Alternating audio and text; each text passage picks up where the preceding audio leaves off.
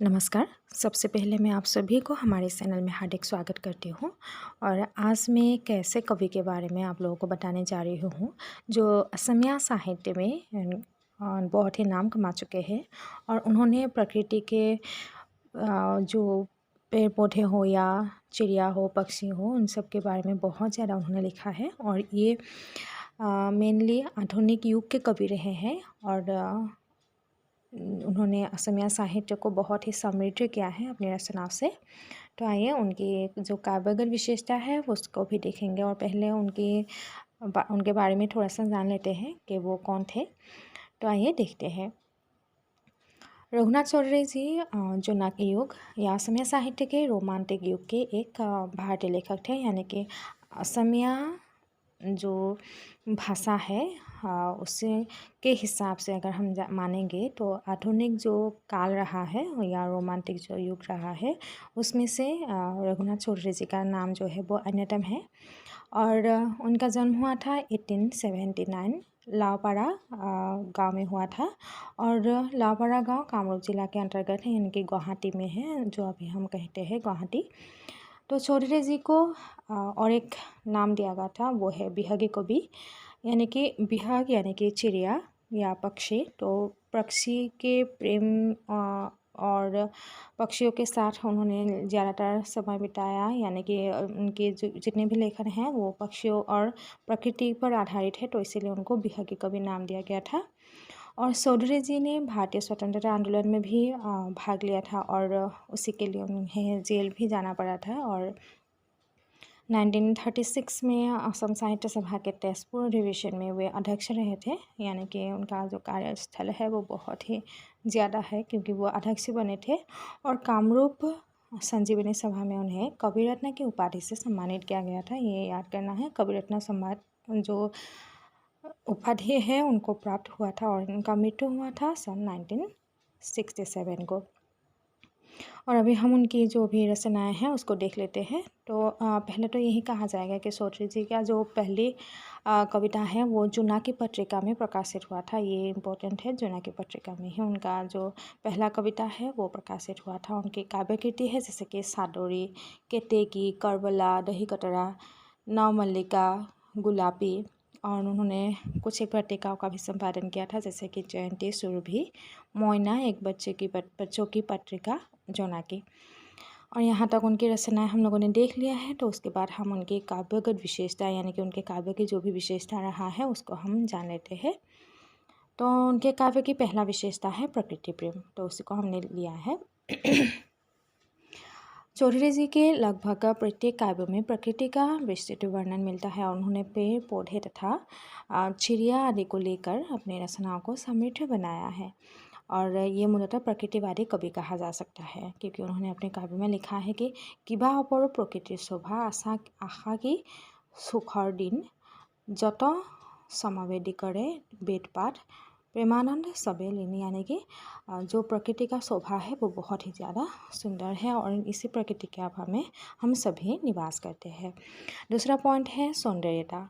तो चौधरी जी के लगभग कविताओं में प्रकृति की जो सौंदर्यता है वो समाहित है। और उन्होंने अपने रचनाओं में फूलों के रानी जो कि हम गुलाब को मानते हैं, तो उसकी सौंदर्यता का बखान किया है उन्होंने। और बखान करते हुए उन्होंने कहा है कि कार परसत फुलिली बांधोय ओ मोर हादरी गुलाब पाही फुलाम पाही श्यामली पातर उड़नी गुसाए कार फाले चाय मारली हाही। यानी कि जो फूल है वो किसकी तरफ देख के हंसते हैं, उसी का यहाँ पर वर्णन किया गया है। नेक्स्ट है बिहग प्रेम यानी कि पक्षी प्रेम। तो चौधरी जी बिहगी कवि नाम से ही विख्यात है। और उन्होंने उनके हृदय में चिड़ियों के लिए अपार स्नेह भरा हुआ है। और चिड़ियों के लिए ही उन्होंने लिखा हुआ एक कविता है जैसे कि मरतत जेन अमियार सूत दिगंत बियबी बोले अस्फुट संगीत लगे लगे मोर प्राण मन आकर्षिले। यानी कि जो चिड़िया है उसके आवाज़ से ही उनका मन जो है वो भर जाता है। नेक्स्ट है कल्पनाशीलता। तो उनके जितनी भी रचनाएं हैं उसमें कल्पना का समाहार है। और उनके रचना में जो भी कल्पना है उसका वो वास्तविकता के साथ घुल मिल जाता है, जिससे कि अगर कोई पाठक उसको पढ़े तो उनको लगता नहीं है कि ये कल्पना है या वास्तव है। नेक्स्ट है रहस्यात्मकता। तो उनके रचनाओं में प्रकृति के रहस्यमय रूप जो है वो छुपा हुआ है। उन्होंने कविताओं में बसंत को एक सुंदर रमणीय का रूप दिया है, यानी कि बसंत को एक नारी का रूप दिया है, एक युवती का रूप दिया है। उन्होंने लिखा है कि प्रकृतिर जीयरी गाभৰু ছোৱালী বহাগীয়া আইৰে বিয়া उखल माखल সকলোৰে যেন आनंदते नधरे हिया, यानी कि उनका ये मानना है कि बैसाख जो महीना है वो एक युवती जैसी है और वो अभी सज धज के तैयार हुई है क्योंकि उसका विवाह जो है अभी होने वाला है।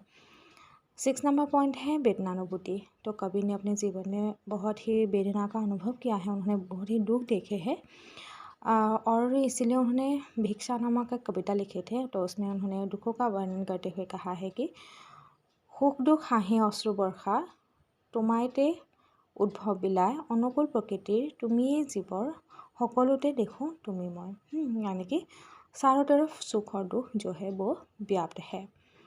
नेक्स्ट है 7 नंबर साहस तथा धैर्य। तो उन्होंने बहुत ही दुख देखा है, परंतु हर एक दुख को उन्होंने सहन किया है। दुख में वो कभी भी निराश नहीं हुए हैं, बल्कि मन में साहस और धैर्य से उस दुख को उन्होंने दूर किया है। और उन्होंने अपनी भिक्षा नामक कविता में लिखा है कि भुगिছোঁ भुगिम আৰু দগ্ধ হৃদয়ত শত শত বিস্মৃত দৰ্শন নকৰোঁ बेजार प्रभु तुम्हार काखत आनंदत থাকিম मगन, यानी कि उनका कहना है कि सुख और दुख मैंने बहुत ही भोगा है और मैंने देखा भी है, लेकिन उसके लिए मैं कभी भी दुख नहीं करूँगा या मुझे दुख या पछतावा नहीं है। जो मुझे मिला है मैं उसी को आनंद स्वरूप ग्रहण करूँगा। 8 नंबर पॉइंट है प्रकृति का कार्यशील रूप। और कवि ने यहाँ फागुन महीने के अंतिम समय अर्थात बैसाख महीने का सुंदर प्राकृतिक सुंदर क्या वर्णन किया गया है, यानी कि बैसाख में जो है नए पत्ता खिल जाते हैं, तो उसी का उन्होंने वर्णन किया है कि प्रकृति जो है एक बार झड़ जाते हैं उसके पत्ता तो फिर वो नए रूप में फिर से उसका आगमन हो जाते हैं। तो कैसे होता है?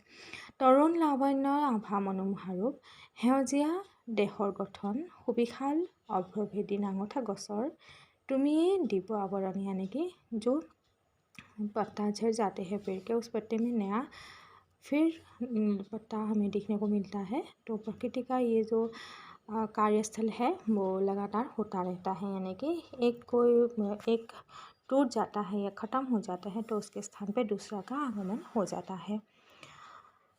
नेक्स्ट पॉइंट है अद्वैतवाद।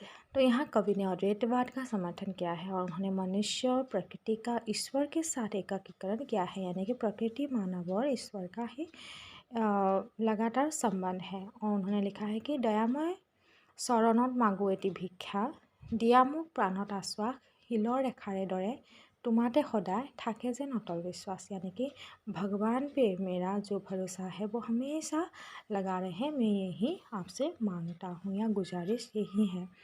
नेक्स्ट है उनकी भाषा। तो चौधरी जी की भाषा जो है वो मूलतः संस्कृत रहा है, लेकिन उन्होंने अपनी रचनाओं में सरल सहज भाषा का प्रयोग किया है और जैसे ही उनके कविता को पढ़ते हैं तो पता चल जाता है। तो देखो গোৱাহে এবাৰ মোৰ প্ৰিয় বিহংগিনী শুনিলে অমিয়া মাত হৃদয় পৰিব হাত ললিত মধুৰ স্বৰে জীৱন্তখিনি গোৱাহে এবাৰ মোৰ প্ৰিয় বিহংগিনী, यानी कि हे मेरे प्रिय विहग या पक्षी तुम एक बार गाओ या एक बार तुम्हारी आवाज़ सुन लूँ तो मुझे आनंद की अनुभूति होगी। नेक्स्ट लास्ट पॉइंट है छंद। तो चौधरी जी ने अपने कविताओं में छंदों का सरल और सुंदर रूप से प्रयोग किया है और छंद का जो सौंदर्य है, यानी कि जहाँ जहाँ इस्तेमाल करना है व्यवहार करना है उन्होंने वहीं पे व्यवहार किया है। धन्यवाद। आप सभी को अच्छा लगा हो तो आप कमेंट जरूर कीजिएगा। धन्यवाद।